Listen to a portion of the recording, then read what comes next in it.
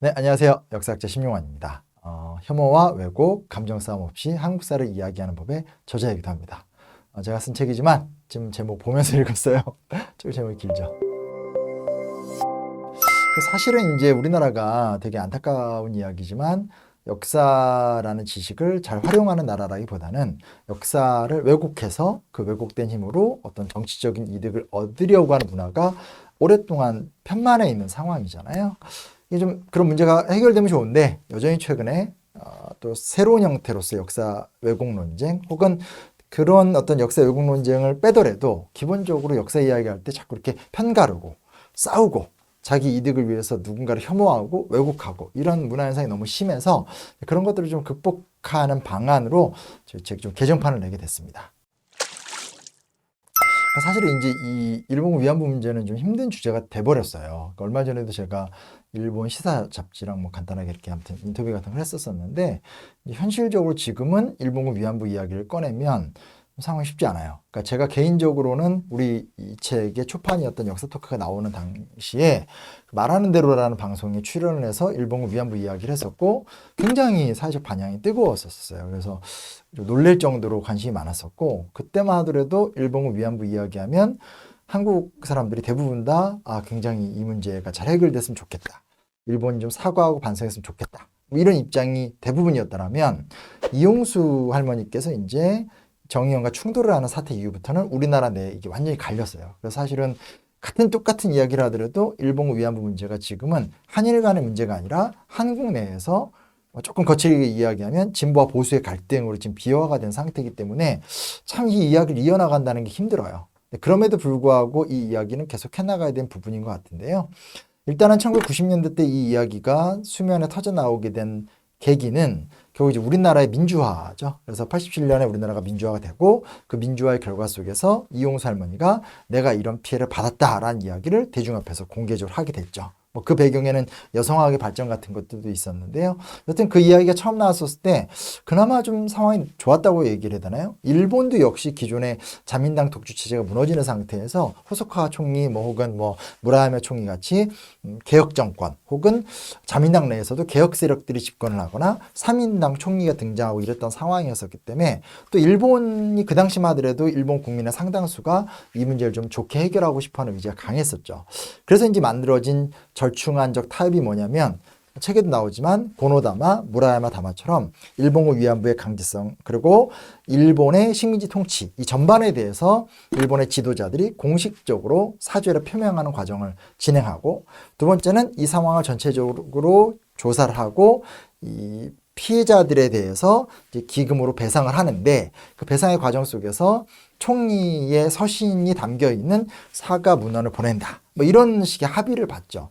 물론 합의는 굉장히 미완입니다. 왜냐하면 우리나라에서 이 문제 제기를 했었던 사람들은 이것은 국가폭력의 문제인 거고 일본 정부에서 공식적으로 사죄를 하고 배상도 일본 정부가 공식적으로 해야 된다라는 것이 좀 완고한 입장이었었죠. 그러나 이제 그 당시 일본 정부의 입장과 상황을 본다면 일본이 어찌됐건 그 보수적인 세력들이 굉장히 강했고 그리고 일본 내에서 이 문제에 대해서 뭐 사실은 뭐 일본인 내부에서도 자국의 전쟁 범죄에 대해서 피해받은 자국민에 대한 보상도 안 했었기 때문에 뭐 그렇게까지 우리가 원하는 수준까지 이렇게 해주는 행동은 보이지 않습니다. 여튼간에 그때는 말도 많고 탈도 많았지만 돌아보면 90년대 초반에는 이제 이런 양국 간의 나름의 협력 속에서 우리는 이 이야기를 처음 터뜨렸고 그리고 일본 측에서는 책에 나오는 것처럼 고노다마, 무라야마 다마 그리고 조금은 부족한 수준이긴 하지만 총리의 서신이 담긴 배보상 작업을 진행을 했었죠. 쉽게 해결이 될 줄 알았어요. 쉽게 해결이 될 줄 알았는데 이제 쉽게 해결이 안 되죠. 왜냐하면 일본 내 90년대 초반의 개혁적 분위기가 쉽게 수그러들거든요. 그러면서 일본 같은 경우는 그 이후에 다시 자민당의 독주가 시작이 되고 그리고 지금은 많이 잊어먹었지만 고이즈미 그리고 아베로 이어지게 되는 일본의 보수 정권의 등장 그리고 그것에 발맞춰서 이제 굉장히 어떤 좀 이렇게 보수적이고 과거의 역사를 부정하는 형태의 어떤 그런 극우적 역사관이라는 게 굉장히 일본 내에서 많이 떠요. 근데 이제 그 사이에 우리나라는 민주주의 국가로 대단한 성장을 보이고 경제 성장에서도 이 어떤 마치 삼성이 소니를 이기듯이 이 일본을 추격하는 형태가 되면서 그에 대한 거부감 속에서 결국 이제 혐한 현상 같은 것도 굉장히 많이 같이 일어나게 됩니다. 사실은 이제 이 사건이 김학순 할머니에 의해서 폭로가 됐고 그 과정에 대해서 요시미 요시아키라는 일본의 이제 방위성을 드나들면서 일본 현대를 연구하던 특히 독가스 살포 이런 문제에 대해서 연구하던 요시미 요시아키라는 학자가 이거에 굉장히 좀 충격을 받죠. 그래서 이제 요시미 요시아키가 방위성에서 이제 우리 책에 나왔었던 어떤 그 일본성에서의 조직적 개입을 다룬 문서들을 발굴해냅니다. 그래서 사실 아주 이른 초기 때, 그러니까 91년에 이 이야기가 터지자마자 이미 92년, 93년 사이에 일본군 위안부 부분에 대해서 일본 군대의 일본 군과 일본 정부의 강제적인 동원이 진행됐다는 사실에 대한 일본 방위성이나 당시의 일본 정부의 문서들은 이미 그때 충분히 발견이 됐고요. 그 다음 단계는 결국은 김학순 할머니가 용기 있게 이야기를 한 다음부터 상당수의 피해자분들이 나타나기 시작을 했었죠. 그래서 한국에서도 수십 명의 이 일본 위안부의 학대를 당하셨던 분들, 그리고 중국, 동남아시아, 또 이제 동남아시아에 거주했었던 네덜란드 사람 같은 서양인들, 이런 사람들에 의해서 지속적으로 증언이 나옵니다. 근데 이제 이걸 두고 이제 역공격이 시작됐던 건 뭐냐면 이 증언이 오류가 많고 틀렸고 위안부는 굉장히 좀 편안하게 지냈고 돈을 많이 벌었다라는 식의 일본 구구파의 굉장한 공격들이 있었죠. 근데 사실은 사람의 기억은 그 자체가 완벽하다고 할 수는 없거든요. 그리고 그 과정들을 보게 되면 기억이 왜곡될 수도 있고 또 다소간에 그 안에서 일본 위안부 활동을 하면서 어느 특정 부분에서 뭐 연애를 한다라든지 즐겁게 지내거나 이런 요소들도 부정할 수가 없습니다. 있습니다. 그러나 전체적으로 봤을 때 중요한 게 두 가지인데 하나는 뭐냐면 그 수많은 할머니들의 증언들이 일치하는 바가 딱 있는 거죠. 그래서 강제동원이 됐고 속아서 왔고 이 노무동원이라고 생각해서 왔고 돈을 벌러 왔다가 이곳에 와서 완전히 삶이 뒤바뀌면서 엄청난 성적 착취와 학대를 당했다는 부분에 대해서는 전반적인 어떤 모든 할머니들의 증언이 일치하고 있기 때문에 이 증언이라는 것은 굉장한 어떤 신빙성을 띠고 있다라는 것들을 우리가 이야기할 수 있게 되는 거고요. 그리고 한편에서 이러한 증언이 발굴된 문서와 내용이 일치되는 걸 봤었을 때도 역시 그대로 일치가 되거든요. 그러니까 사실은 일본군 위안부 문제에 대해서 증거가 있냐 없냐라는 말은 유치한 발언이죠. 일본군 위안부 문제에 대해서는 이미 처음부터 문서적 증거가 나왔고 거기에 증언이 나왔고 문서와 증언이 일치하고 있고 수많은 연구자들의 연구 결과가 또 매칭이 되고 있기 때문에 증거가 있냐 없냐의 부분에서 사실은 논할 가치가 없어요. 논할 가치가 없고 오히려 더 깊이 탐독해 볼 필요가 있는데 여기서 이제 부분을 끄집어내는 거죠. 근데 그 부분적인 이야기를 끄집어내다가 전체를 없애고 나서 야 되게 알고 보니까 행복했어. 이런 식의 이제 지금 아주 그 나쁜 아주 그 의도화된 어떤 주장으로 왜곡을 해버리는 상황들이 계속 진행이 되니까 하루 없이 이제 반복적인 싸움을 쭉 하고 있는 과정이죠. 그래서 증거가 있냐 증거가 없냐? 증거는 너무 많다라는 말씀 드리고 싶습니다.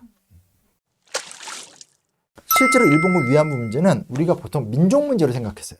저 나쁜 일본 민족이 우리 조선의 여성들을 강탈해 갔다라고 하는 민족 대 민족의 싸움을 해석을 많이 했거든요. 근데 실제로 이제 책에서 좀 자세히 써놨지만 내용을 보다 보면 이 당시에 이 일본군 위안부로 넘어갔던 여성들의 삶의 패턴이 있거든요. 사회적으로 가난한 계층들이라든지 혹은 가정의 불화가 심각한 집안이라든지 그리고 교육받고 싶어하는 열망. 지금은 여성 교육이 되지만 그때 안 됐으니까 이런 것처럼 한 사회가 구성되어 있었을 때 그 사회에서 열악한 구조 속에 내몰리는 하층 계급의 여성들이 대부분 일본인들의 어떤 그런 속여가는 거죠. 만주가면 돈 많이 벌 수 있다. 이런 식으로 끌고 가서 말도 안 되는 끔찍한 지경에다 밀어 넣은 거거든요.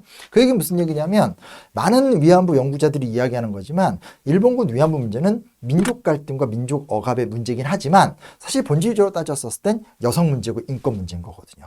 그러면 이걸 우리가 그동안 지난 30년간은 일본 너네가 우리한테 배상해. 그리고 우리가 사과를 받아야 되겠어라는 틀로 주로 왔다라면 사실은 지금 조금 더 넓은 견지에서 재정비하는 차원에서 본다라면 적어도 하나 분명한 건 1980년대 이후 국제법적 규범으로 봤었을 때 인권이라는 것을 어떻게 다룰 것인가에 대해서 굉장히 논의가 많이 이루어지고 있고 또 인권에 반하는 어떤 죄악에 대해서는 공소시효도 없고 그리고 어떤 그 법적인 영역에 공간적 제약도 안 받는다라는 식의 논의가 사실은 서구 사회에서 굉장히 활발하게 진행이 돼서 또 그게 강제징용 문제까지 투영되면서 여기까지 오게 된 거거든요.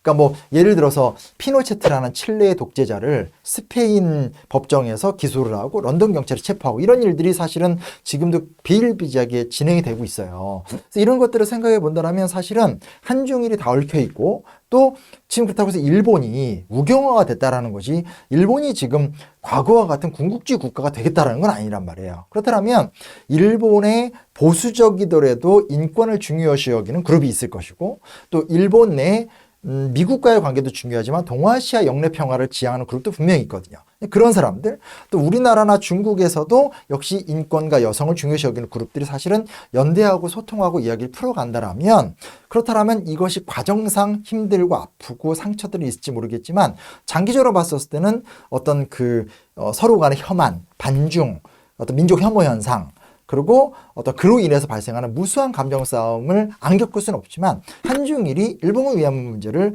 지혜롭게 풀어간다는 것은 한중일의 영내 사회적 갈등, 문화적 갈등, 국가적 갈등을 해소하는 데 굉장히 큰 키워드가 될 수 있다는 거죠. 그런 부분에서는 우리가 좀 전반적으로 새로운 생각을 좀 했으면 좋겠어요. 그래서 여태까지 이뤄낸 것이 있고 이뤄내지 못한 것이 있는데 계속 똑같은 그러니까 싸움이 심해지다 보면 점점점 지엽적이 된단 말이에요. 그리고 자기의 감정만 계속 앞세우잖아요. 우리도 뭐 여자친구랑 혹은 부부싸움 할 때 그렇잖아요. 맨 처음에 이렇게 용서하고 이해할 수 있던 건데 싸우다 보면 서러운 것만 남게 되고 그거 갖고 끝까지 싸우게 되는데, 어찌됐건 지금 사실은 어느 정도 교착 단계, 부작용, 문제도 분명히 있거든요. 오히려 일본군 위안부 문제가 거꾸로 악용이 된다라든지 하는 것들이 있기 때문에 조금은 거리를 좀 둔 상태에서 다시 좀 새롭게 좀 재조정을 하면서 한중일의 어떤 영내 평화, 그리고 보편적 인권 가치의 달성이라는 좀 주제로 좀 접근하면 좋지 않을까. 다시 한번 지금의 입장에서 일본군 위안부 문제를 좀 넓게 보자. 계속 어떤 일본군에 의한 거의 뭐 성폭력으로만 진행됐던 비참한 여인네들의 사건, 이렇게만 보는 것이 아니라 여성 문제, 인권 문제, 동아시아 평화 문제 속에서 이 위치를 자리매김하자. 그렇게 할 수 있는 길은 책이다. 읽고 토론해야 된다. 읽고 합리적으로 대화하다 보면 감정이 가라앉을 수밖에 없고, 토론하다 보면 다른 사람들끼리라도 최소한의 타협이라는 것은 이루어질 수 있다는 거죠.